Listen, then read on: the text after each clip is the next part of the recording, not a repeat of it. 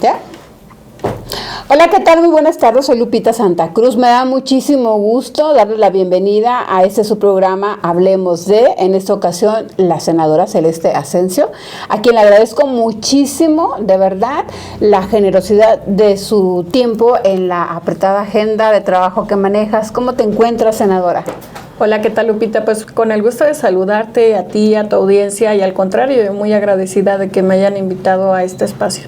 Oye, pues queremos platicar contigo para irte conociendo un poco más. La primera pregunta que yo te haría es, ¿quién es Celeste? ¿Cómo te defines tú? Híjole, yo me defino como una mujer fuerte. Creo que la palabra que más me define es fortaleza, pero al mismo tiempo soy sumamente sensible. Creo que a veces pensaría que un poco en exageración, y considero que de los valores que más me representan pues son la responsabilidad, la puntualidad, la honestidad, y también el trabajo. ¿Naciste y creciste en Paracho o platícanos? Mi mamá es maestra, ya en este momento jubilada, entonces ella tenía ISSSTE. Fui a nacer al ISSSTE de Uruapan, pero en realidad pues sí crecí en Paracho. ¿Toda tu infancia, toda tu formación escolar? Sí, salí ya en la prepa a Uruapan, a la Epler, y ya de allí me vine acá a la universidad. ¿Qué estudiaste? Derecho. Eres licenciada en Derecho. Preguntarte, los pueblos originarios tienen sus formas de tradiciones, muchas veces muy machistas, muy conservadoras. ¿Fue difícil para ti? ¿Tuviste toda esta formación tú? Ha sido muy difícil todavía hasta hoy en día. Yo incluso pasado estas últimas elecciones 2024 me sigo preguntando e imaginando cómo sería una mujer de hace 70 años, cuando apenas estaban en la lucha de poder votar, y a veces hoy lo vivo y lo siento, como que seguimos rompiendo muchísimas barreras, claro. Muchísimos esquemas, y que hemos sostenido con algunas compañeras de universidades de la región, que sí nos gustan nuestros usos y costumbres, no los abusos y costumbres. Completamente, ¿no? Y sobre todo me refiero particularmente al tema de la participación política de la mujer. Sí. ¿Cómo fue eso? Fíjate que, o sea, remontándonos a cuando estaba yo en la universidad, me acuerdo mucho que ya participaba desde luego en Morena, pues fui fundadora en conjunto con mi mamá y mi familia.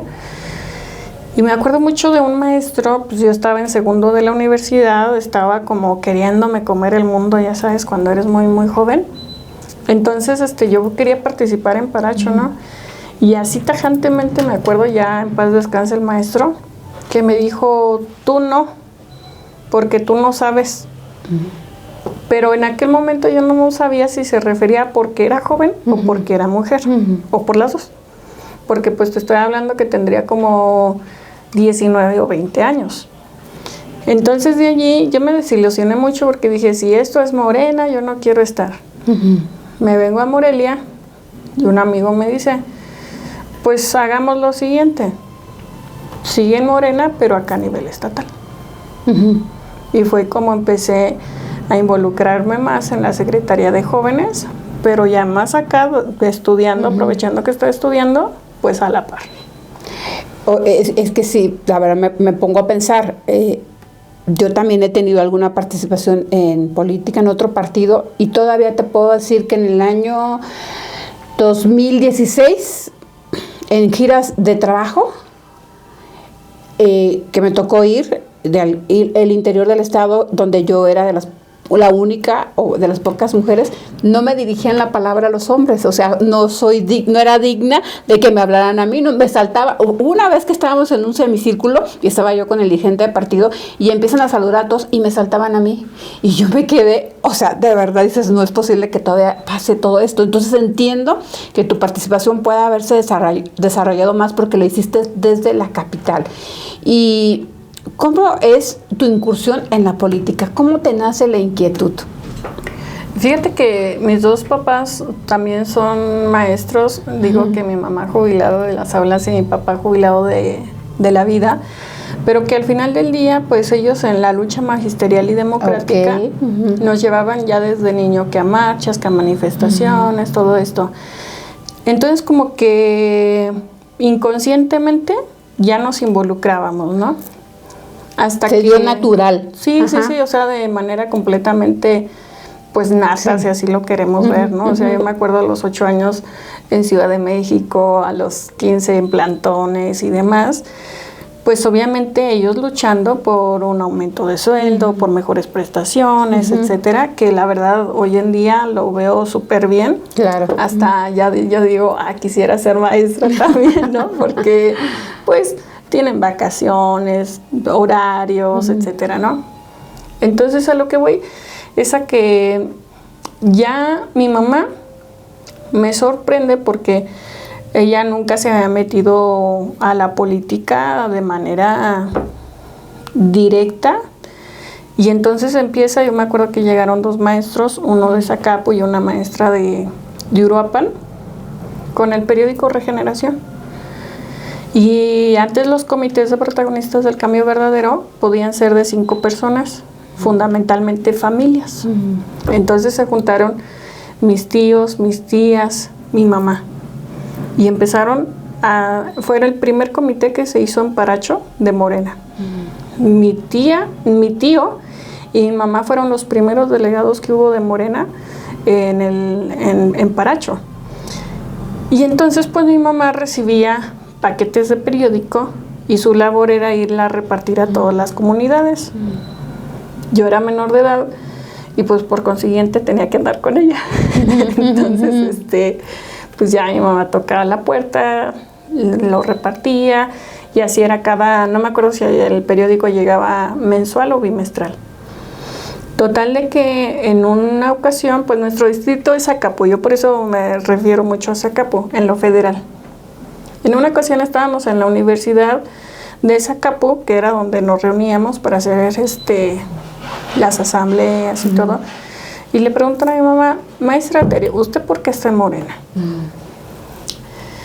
Y yo antes ya le había medianamente reprochado a mi mamá, como toda adolescente, que por andar en Morena no nos hacía caso a sus hijos. Ya sabes, ¿no? Entonces mi mamá contesta, por mis hijos. Yo estaba en la prepa. Y dice, quiero que mis hijos tengan mejores condiciones de estudio y que tengan condiciones de trabajo. Eso fue, te estoy hablando como en 2008. ¿Tenías cuántos años? ¿Como 16? Como 16, 17. Estaba en la prepa. Y entonces cuando mi mamá dice eso, dice porque en aquel momento, acuérdate Lupita, que la tendencia a la educación era la privatización. Incluso hoy en día es como, por eso con la intención de recuperar la educación pública, que van las becas, que van los uniformes, que esto, que aquello, pero estaba la tendencia tan fuerte a la privatización que incluso acuérdense que decíamos que estudiar era un privilegio y que la educación tendría que ser un derecho. Entonces cuando mi mamá dice eso, como que a mí me cayó el 20, ¿sabes? Como que dije, pues si mi mamá está en este movimiento por nosotros, pero aparte fíjate, mi hermano mayor me lleva 1 año y medio. Y mi hermana menor me lleva 1 año y medio. Entonces los 3 íbamos a la par al preescolar, a la primaria, a la secundaria, casi... En filita. En fila, exacto. Entonces, pues imagínate, yo creo que ella pensaba ya en la universidad y ha de haber dicho, ¿cómo le voy a hacer con los 3 en la universidad? Claro. ¿No? No es lo mismo que otros grados.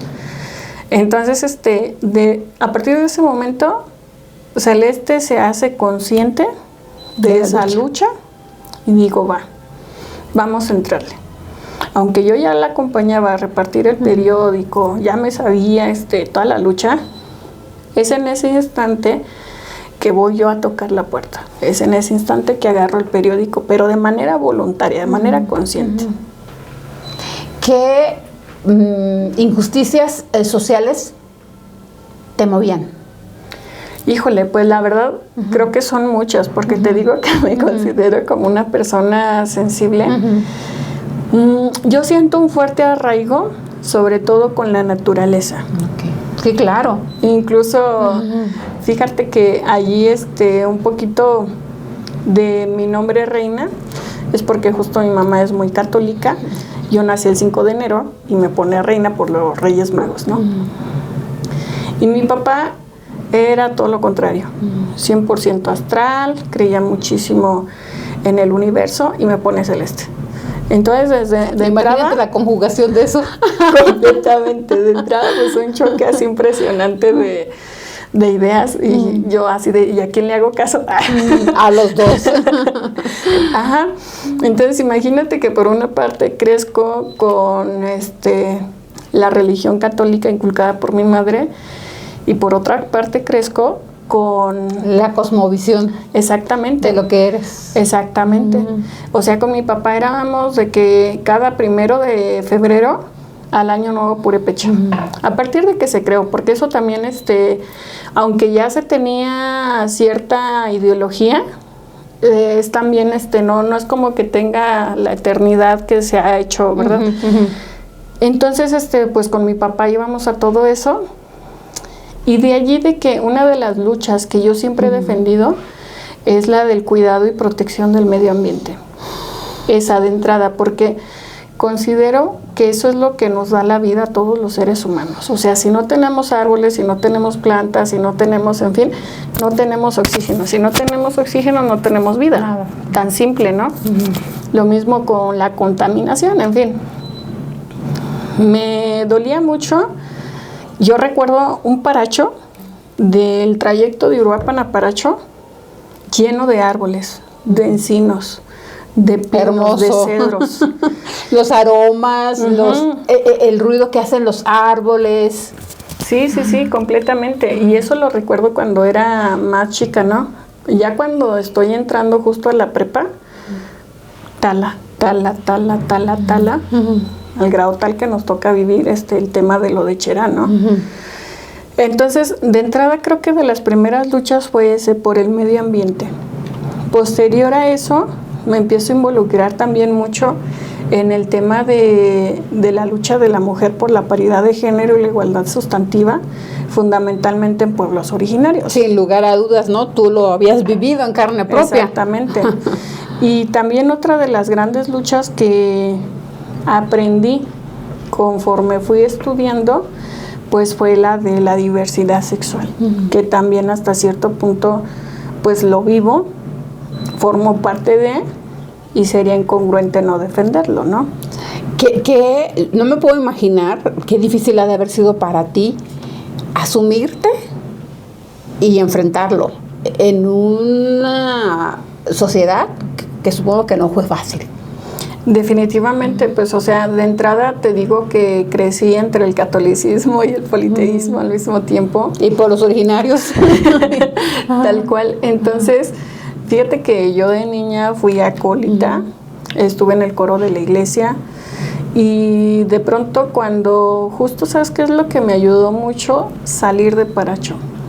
Yo, Lupita, casi podría asegurar que si no hubiera salido de Paracho, hoy posiblemente yo estaría casada con 2 o 3 hijos.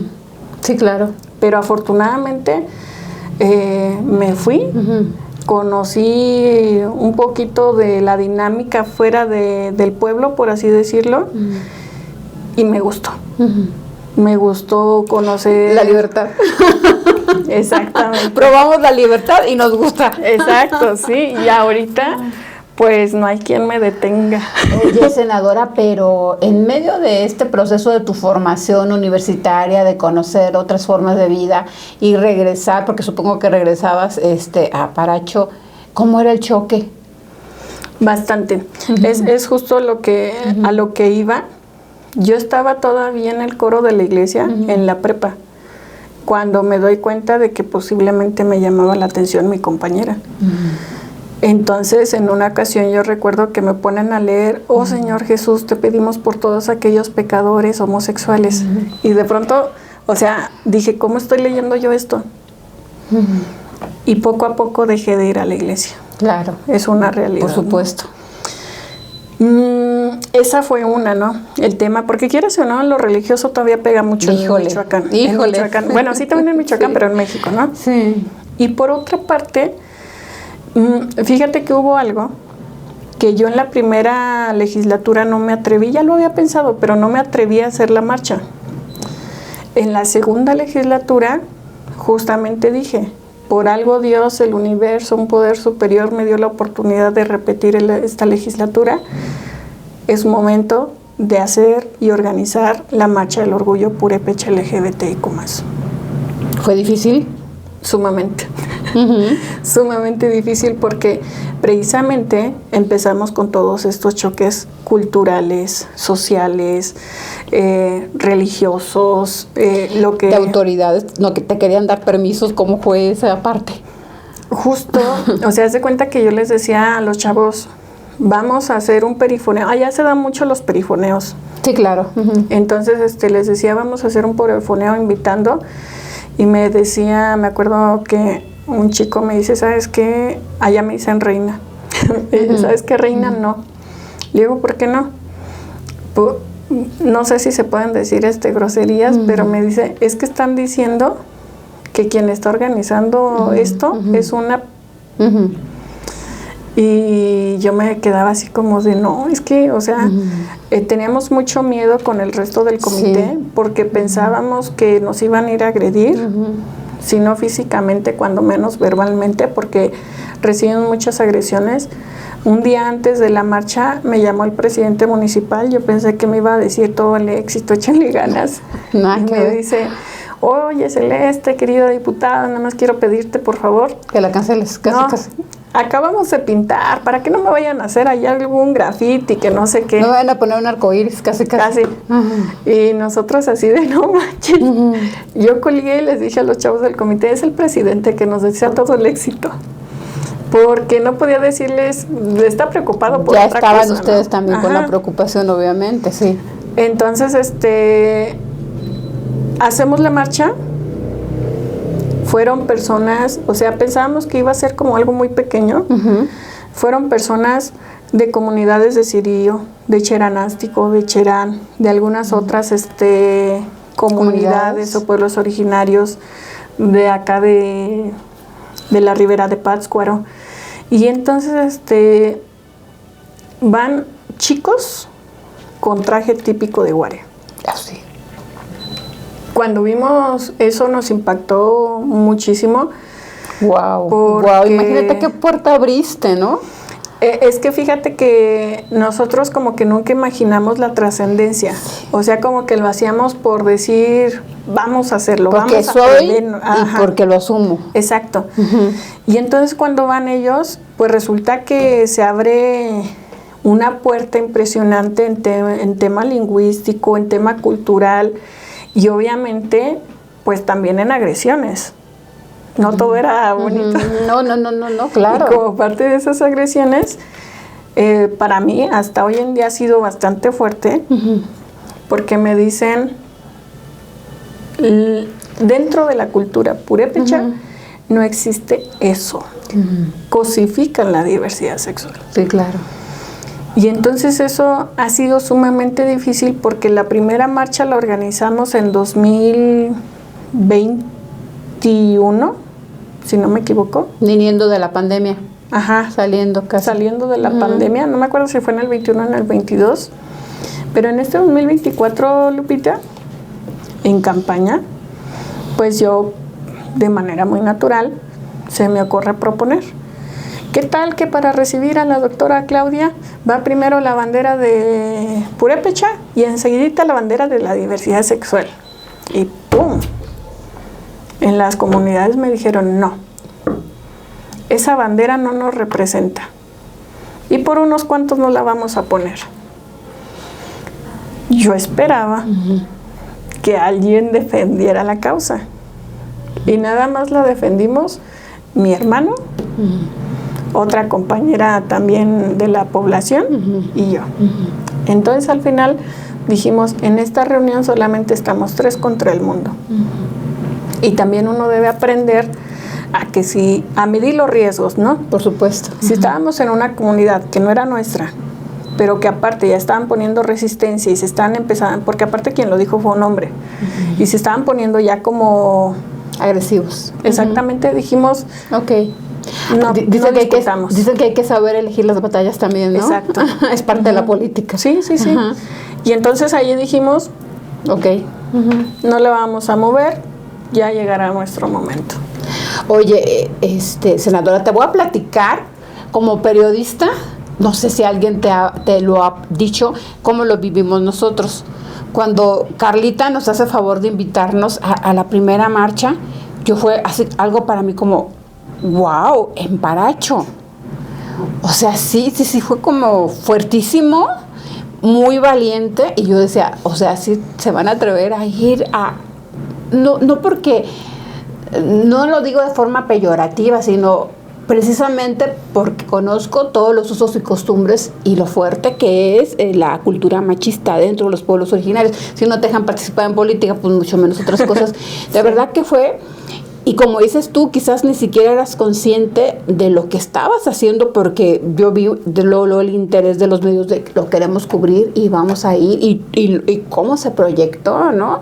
No sé ustedes la medición que tengas, incluso tuvo mención a nivel mundial, pero para mí fue de las cosas que dije, qué fuerte y qué valiente, ¿no? Abrir esa brecha y atreverte a hacerlo. Así lo viví yo desde el ámbito periodístico, y bueno, pues ya tú viviste la otra parte de la experiencia. Cuando se te da oportunidad de ser legisladora, ¿por qué y para qué? Nuevamente eres senadora, que es un tema legislativo, ¿por qué y para qué, Celeste? Bueno, ¿hablas ya en este 2024 sí, ya. o en el 2018? Pues supongo que en algún momento dijiste quiero ser para algo, pero ahorita eres nuevamente legisladora. ¿Por qué y para qué quieres ser senadora en este momento histórico que te toca vivir? Yo creo que son varios temas.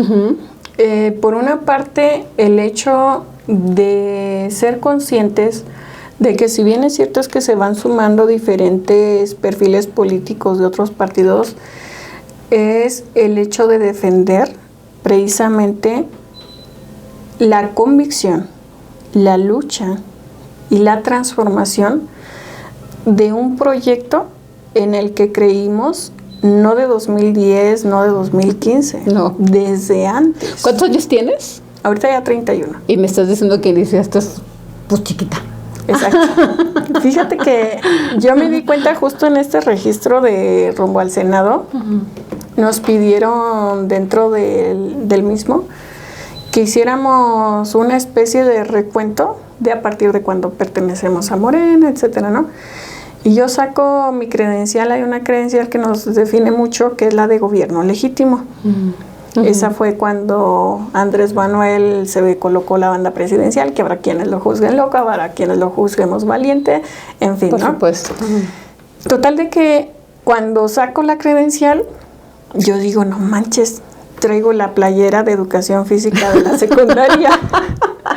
Y justo ahí es donde caigo en cuenta y dije, pues entonces estoy aquí desde los 11, 12 años, secundaria. Sí, 12, 13 años, 12, 13 años. 13, 14 años, no sé. Ya no me acuerdo la verdad la fecha, pero en ese momento dije, no manches, tengo más de la mitad de mi vida en este movimiento. Creyendo, formando parte de esto, imagínate, ¿no? Exacto, y aquí hay algo interesante que yo me considero, a diferencia de otras personas, más morenista que obradorista o que claudista. Y eso es interesante. Sí, de hecho, creo que yo no he escuchado nunca antes alguien que diga, no soy obradorista. Yo, claro. O sea, sí me considero, obviamente. Pero no del todo, porque justamente hay cosas con las que coincidimos, hay cosas con las que no del todo, pero a lo que me refiero con esto específicamente es que como fundadora de un movimiento, que además voté en contra de que se hiciera partido político, pero que ya está partido político y pues ya aquí estamos y seguimos, ¿no? Pero al final el movimiento va más allá de un hombre, va más allá de una mujer. El movimiento es por la transformación de una nación. Yo así lo veo. Y por eso, hasta cierto punto, pues cuando tú me dices ¿por qué y para qué? Pues digo, bueno, una, por seguir defendiendo estos ideales, estas convicciones, esta transformación para nuestro país. Y por otra, Porque todas estas personas que de pronto van llegando vuelven por intereses propios, por intereses particulares. Yo no. A mí no me interesa, y precisamente te decía que mi papá es jubilado de la vida. Yo digo, como dice la canción, ¿no? Nos vamos a ir y nos vamos a llevar un puño de tierra. Entonces, ¿de qué sirve tener tantas riquezas? Veamos caso de Genaro Luna. ¿Qué le sirvió robar tanto para que ahorita esté en la cárcel? Y así, ¿no? Con muchos otros políticos que yo los veo que están allí por una ambición tan personal, pero tan personalísima, que se olvidan del por qué están allí y del para qué están allí. En conclusión, ¿por qué? Porque creo que puedo ayudar. ¿Para qué? Para servir. ¿Qué te gustaría transformar de México? Ay, si se pudiera todo. Fíjate que lo único que no transformaría de nuestro país es la gastronomía tan rica que tenemos. No, por favor, ahí con la comida no. Exacto, eso jamás, allí ni le toco, ni le muevo. Y tampoco a la cultura. Tenemos una cultura muy bella. Pero fuera de eso, justo considero, hablando de cultura, nos hace falta en nuestro país más, desde lo simple, digámoslo así, cultura vial, cultura cívica, cultura política, cultura en tema de seguridad, en fin, considero en medio ambiente, no se diga, en igualdad de género, y creo que a lo que le tenemos que apostar muchísimo, Lupita, es al tema de prevenciones. Si nosotros sabemos que tirando una colilla de cigarro hacemos daño, vamos a estar conscientes de no tirar una colilla de cigarro. Lo mismo en temas de drogadicción. Si prevenimos y hacemos visible el problema del alcoholismo, de drogadicción, etcétera, de no sé, cualquier otra cosa, que allí yo veo un gran acierto lo que está haciendo el gobierno federal, de hablar mucho del tema, pues prevenimos. Y a lo mejor, por ejemplo, en mi caso, ¿no? Yo ni me atrevo a consumir alguna sustancia porque me da miedo de entrada. Entonces digo, ¿para qué le juego si no sé qué me vaya a suceder? Y mejor así. ¿Qué legado te gustaría dejar para para Paracho, para los pueblos originarios de tu parte? Yo pienso que... Ay, esa es una buena pregunta. Pero... Que yo creo que ya. De entrada, fíjate que son varias cosas, Lupita. Una, el sentirnos orgullosos y orgullosas de nuestras raíces. A mí me ha dado mucha tristeza cómo a veces, y que por eso se han perdido nuestras lenguas, nuestro idioma, cómo algunas personas, en lugar de sentirse orgullosas de hablar algún idioma, purépecha o cualquier otro, decían, no, yo ya no lo voy a transmitir porque me da vergüenza. ¿Cómo crees? Porque existe discriminación. Pues si no existiera discriminación y se burlaran de nosotros porque hablamos de X o Y manera, no habría por qué sentir esa vergüenza, ¿me explico? Pero entonces, una de las grandes razones del por qué se perdió la lengua es por eso, porque daba vergüenza. Porque se burlaban de nosotros, porque nos... Te discriminaban. Exactamente. Entonces allí ya los padres, en lugar de enseñarlo a sus hijos, decían, no, yo prefiero que no sepan para que ya no se burlen de ti. Y se fueron con esa falsa idea de que era mejor que no lo aprendieran, ¿no? La otra, una es sentirnos orgullosos, y la otra sería jamás de los jamases sentirnos menos que nadie. Claro. O sumisos. Jamás. Porque los pueblos originarios, y lo digo de manera muy respetuosa, pero como su nombre lo indica, somos el origen de nuestra nación. Por supuesto. Ya luego vinieron, nos conquistaron y pasó todo lo que pasó, pero pareciera que ser parte de los pueblos originarios es negativo. Así nos lo han hecho querer ver, así nos lo han hecho querer saber. pero no. Entonces, serían esas dos. Y la tercera, evidentemente, decirles a los niños, a las niñas, que sí se puede lograr lo que se proponga. Así sea ir a la luna, así sea ser diputado, así sea ser maestro. Se puede. ¿Has pensado en alguna iniciativa, reforma, algo que tenga que ver con los pueblos originarios? Tengo varias, pero fíjate que afortunadamente ya el presidente Andrés Manuel López Obrador, dentro de su paquete de iniciativas que nos presentó el 5 de febrero cuando éramos diputada federal todavía, acabamos de aprobar esta iniciativa en octubre o en septiembre. No me acuerdo exactamente, pero esta iniciativa viene muy completa. Okay.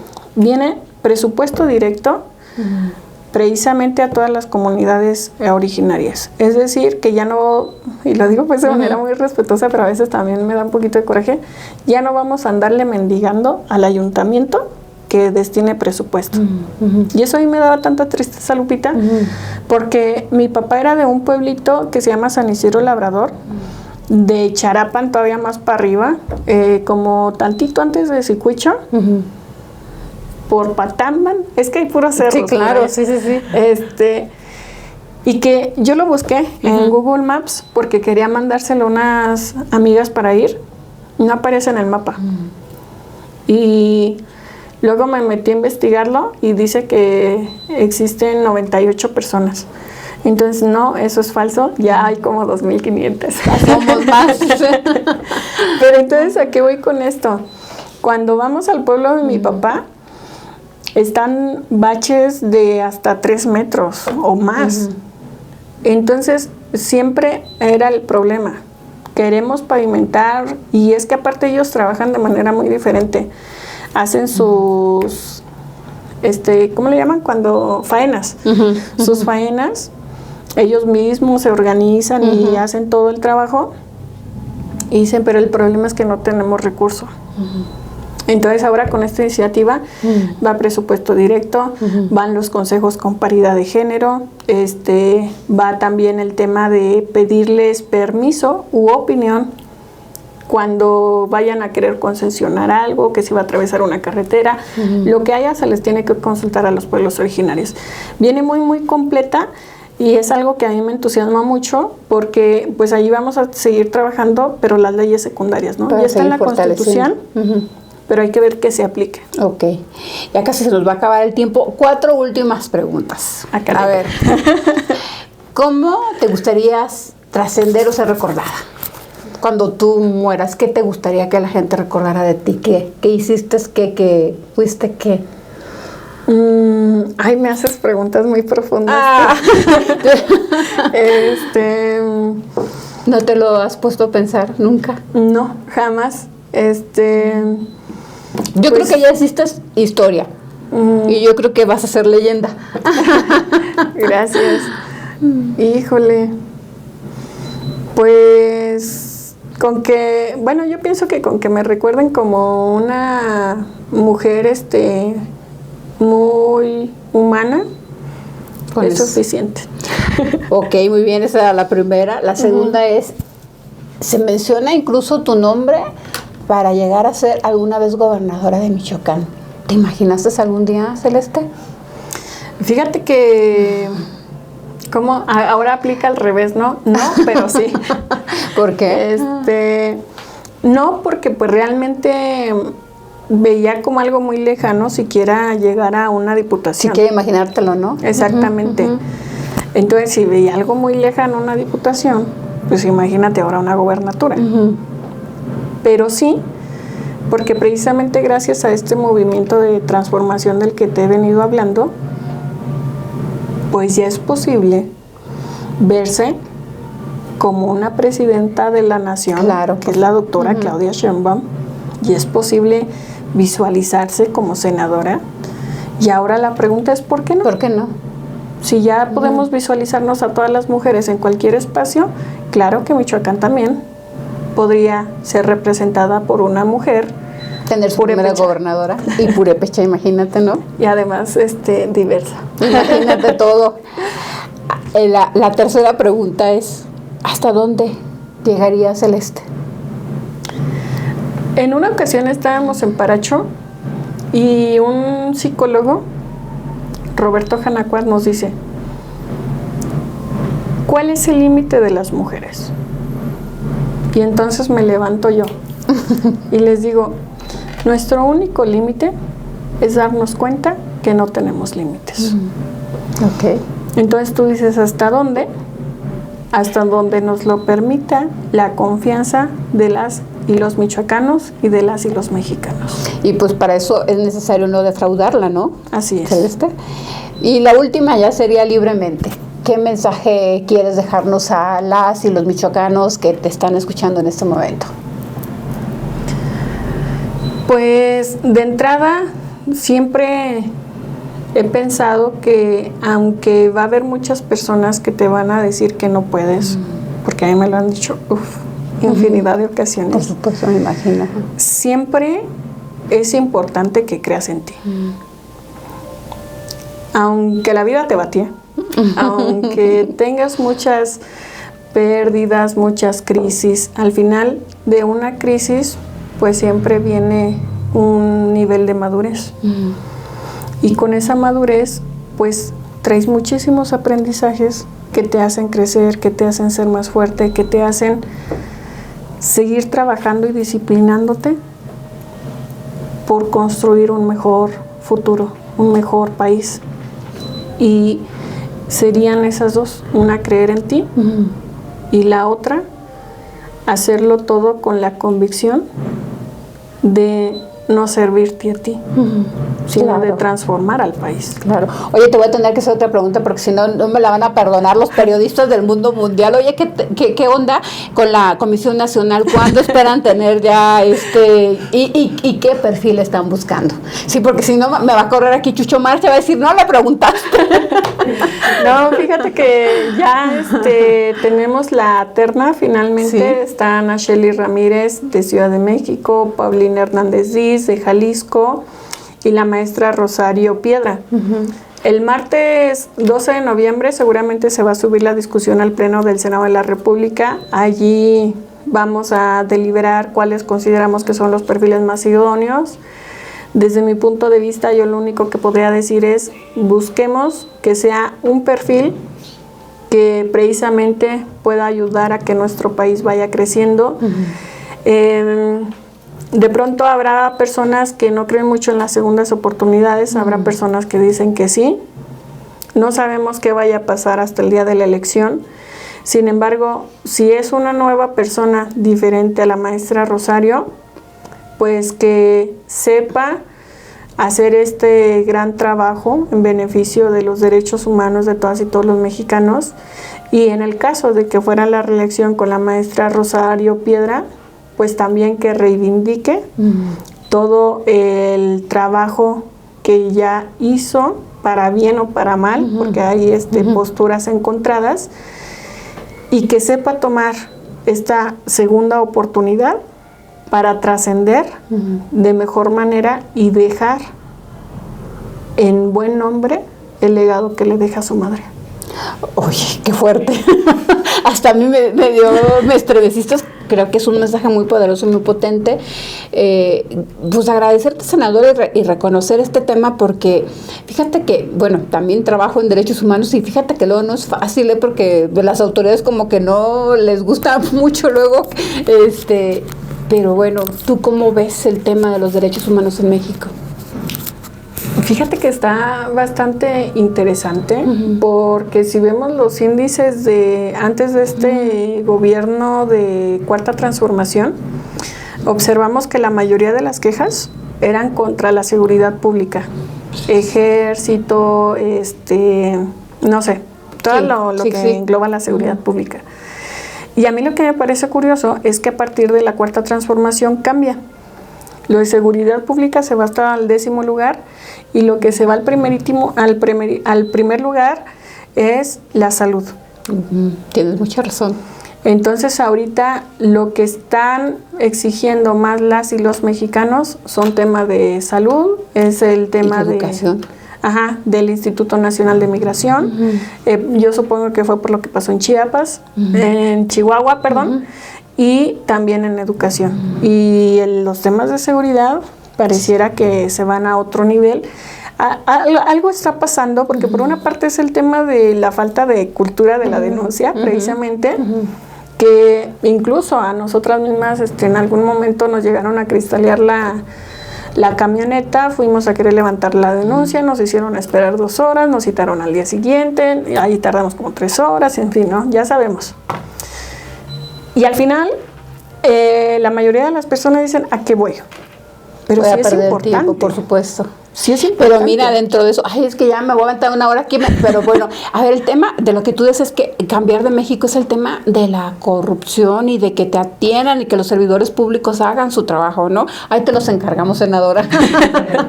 No, sí, claro, o sea, tenemos, por eso, o sea, me refiero a que al final del día, y a lo mejor sí suena muy choteado, pero yo sí lo creo, es una transformación de las conciencias. Completamente. Yo te agradezco mucho la generosidad de tu tiempo, ha sido un placer, un lujo compartir contigo y conocerte un poquito más, y aquí tienes abiertos siempre los micrófonos. Esperamos que sea la primera de muchas que vengan después, porque además, siendo senadora, pues nos gustaría estar muy cerca del trabajo que vienes realizando. Claro que sí, con todo gusto, y pues al contrario, gracias a ti por la invitación. Gracias a usted por habernos escuchado y nos vemos en la próxima.